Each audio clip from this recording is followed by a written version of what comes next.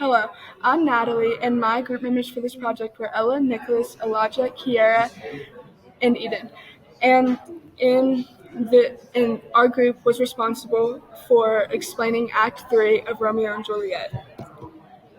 The characters throughout the act were: in Scene 1, Benvolio, Mercutio, Romeo, Tybalt, Lady Capulet, and the Prince. In Scene 2, the nurse and Juliet were the characters. In Scene 3, the nurse, Romeo, and the friar were involved. In Scene 4, Capulet, Lady Capulet, and Paris were the main characters. And lastly, in Scene 5, Romeo, Juliet, Lady Capulet, and the nurse were the characters. What is happening throughout the play? In Scene 1, a fight breaks out between Mercutio and Tybalt, which results in Mercutio getting stabbed after Romeo gets in the way. While dying, Mercutio curses both houses of Capulet and Montague to get revenge on Tybalt for killing his friend. Romeo then seeks out Tybalt and kills him. In Scene 2, the nurse arrives with the news of Romeo being exiled from the town of Verona because he had killed Tybalt. Juliet then angrily criticizes Romeo at first, out of sadness over the death of her cousin, but then rejects those emotions in favor of mourning Romeo's exile. Later that evening, the nurse assures Juliet that she will deliver Romeo to her. In Scene 3, Romeo visits the Friar Lawrence's cell. The friar tells Romeo that he will not be put to death, but because he had killed Tybalt, Romeo will never be able to return to the town of Verona ever again. Romeo, however, does not think that being exiled is better than death. He would rather be dead than separated from Juliet. In Scene 4, Lady Capulet and Capulet discuss Juliet's marriage with Paris. They promise Paris that Juliet will be ready to marry him in 4 days, even though they haven't even talked to Juliet about it. In Scene 5, Juliet refuses to marry Paris, and Capulet threatens to disown her. Juliet begs her mother to help her, but she refuses and leaves Juliet with the nurse. The nurse was also trying to get Juliet to marry Paris. Throughout this specific act, many of the characters made impulsive choices without any communication. Most of the bad things that happened, like Tybalt and Mercutio's death, were not destiny and were caused by their own poor decisions. Some examples of this could be in Scene 1, when it says Mercutio can't accept this. However, he challenges Tybalt to a fight. This was a choice Mercutio made out of hate for Tybalt. Tybalt motivated Mercutio to make this choice. Another example could be in Scene 5, when Juliet says, "If all else fail, myself have the power to die." This shows that she's just making an impulsive choice and she doesn't really think about it a lot. How the act ends. Suddenly, as Paris prepares to leave, Capulet offers him Juliet's hand in marriage. He tells Paris that Juliet will obey his wishes and marry Paris on Thursday. Paris arguments and Lady Capulet is sent to convey the news to Juliet. Juliet is appalled.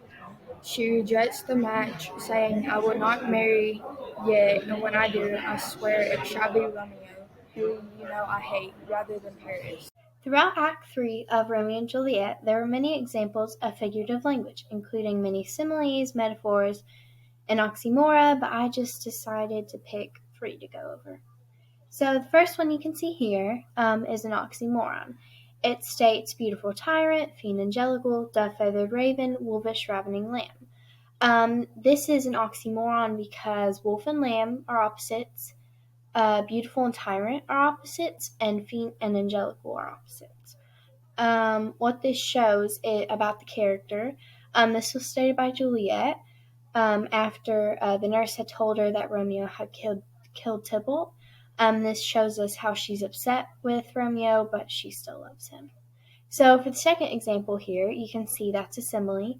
It states a piteous corse, a bloody, piteous corpse, pale as ashes, all debotted in blood, all in gore blood, I swooned at the sight.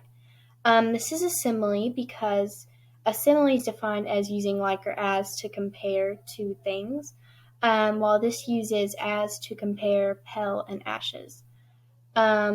What this shows us about the character is that it was stated by the nurse, and it just kind of shows us how disgusted or traumatized the nurse was by the scene of Tybalt's death.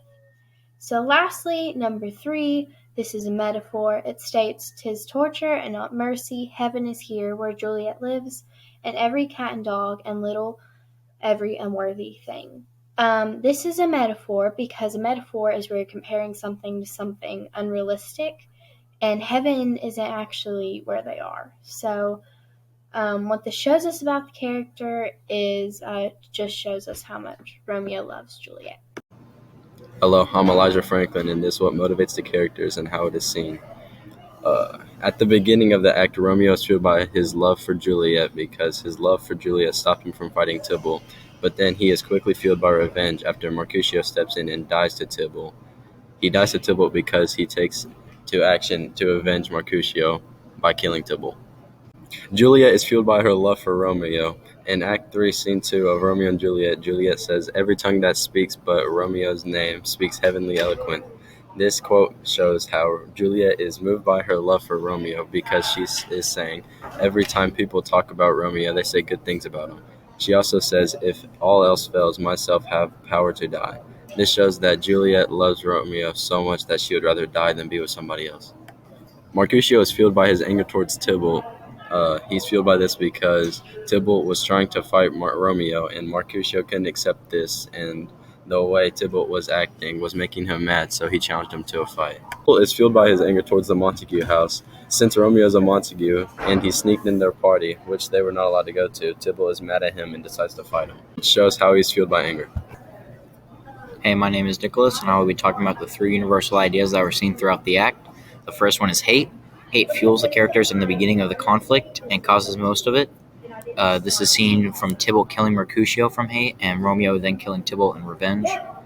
Tybalt has always been ruled by hate throughout Romeo and Juliet, and we know that Romeo was fueled by hate in this moment because there's a quote that says, "As if that name, dropped from the deadly level of a gun, did murder her, as that name's cursed hand murdered her kinsman." This shows that he looks down upon Tybalt and doesn't think of him fondly and has hate for him. The second universal idea is love. It fuels the main characters, being Romeo and Juliet, throughout the act and the story itself. It influences every decision they make, one of them being that they married each other in secrecy, which also leads to our next topic of miscommunication. It involves Juliet keeping secrets from her parents, and it makes it to where they still look for a marriage for her. And when it comes to the time and she doesn't tell the full truth of her being married to Romeo and her loving Romeo, they get mad and want to not have her as their child.